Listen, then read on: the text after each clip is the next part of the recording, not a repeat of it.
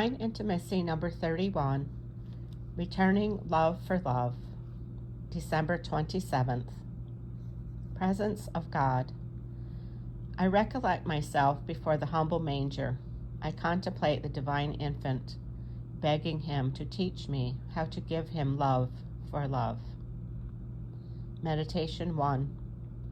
To assume human nature and hence unite himself to it, the eternal Word concealed his divinity, majesty, power, and infinite wisdom. Behold the divine infant, who can neither speak nor move by himself, who in all things depends entirely upon his mother, his creature to whom he looks for everything. Let us try to understand this mystery in order to apply it to our poor lives. True love overcomes every obstacle, accepts every situation, and makes any sacrifice in order to unite itself with him whom it loves. If we wish to be united to God, we must do exactly what the Word did to become united to human nature. He followed a path of prodigious self-abasement, of infinite humility. Here there opens before us the path of the nothing, of total abnegation, all nothing, all nothing. This was a lullaby sung by St. John of the Cross to his God made man.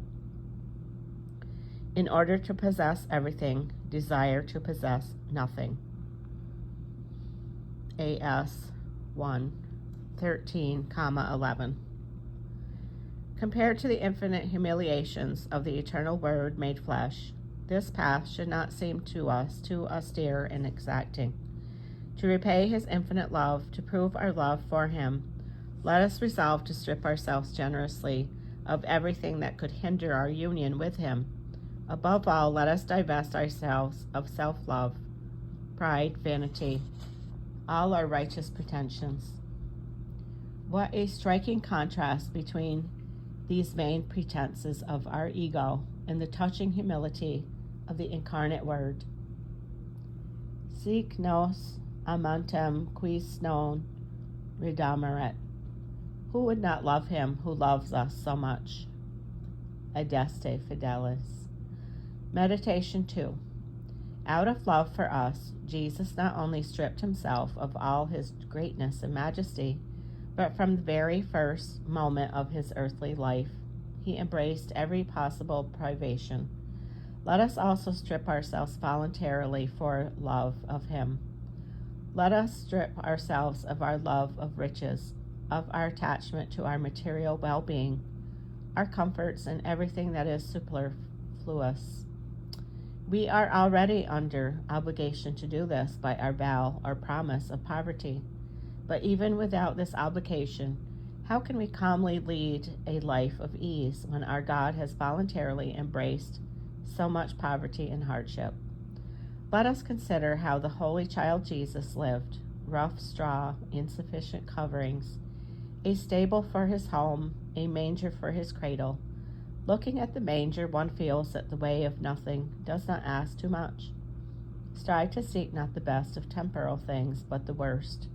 Strive thus to desire to enter into complete detachment and emptiness and poverty with respect to everything that is in this world for Christ's sake. JCAS 1:13, 6. If we want to repay Jesus' infinite love, let us strip ourselves generously of everything for him, not only material goods, but also every attachment to creatures. For as St. John of the Cross teaches, to love is to labor, to detach and strip oneself for God's sake of all that is not God. JCAS 2:5, 7.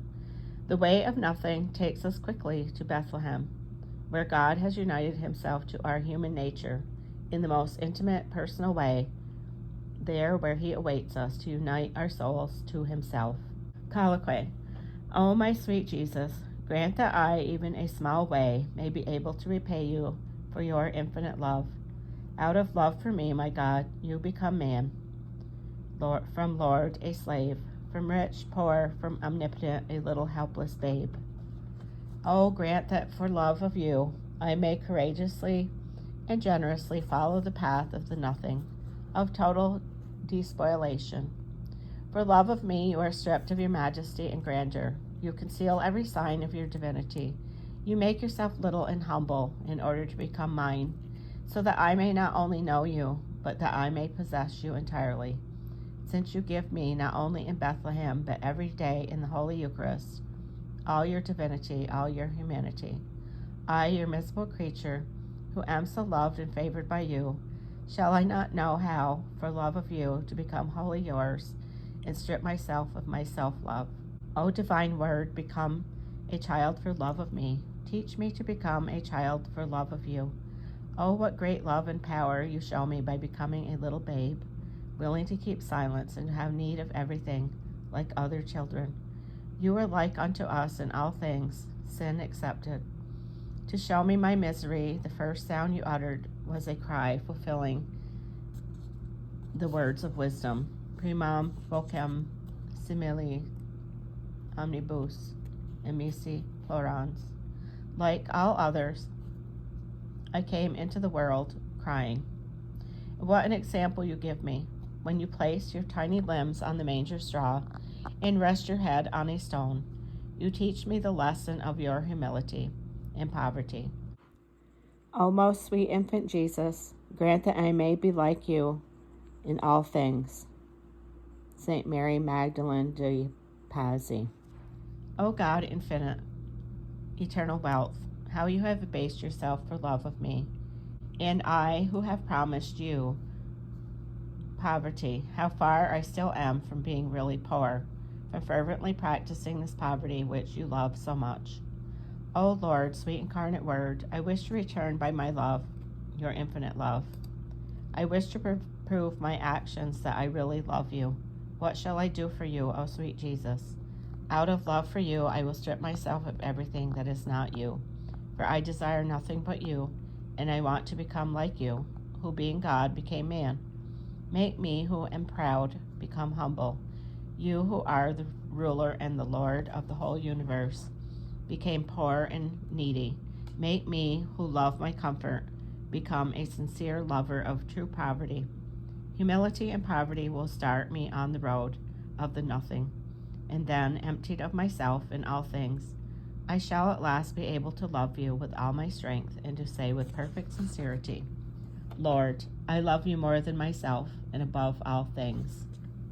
End of number 31, Returning Love for Love.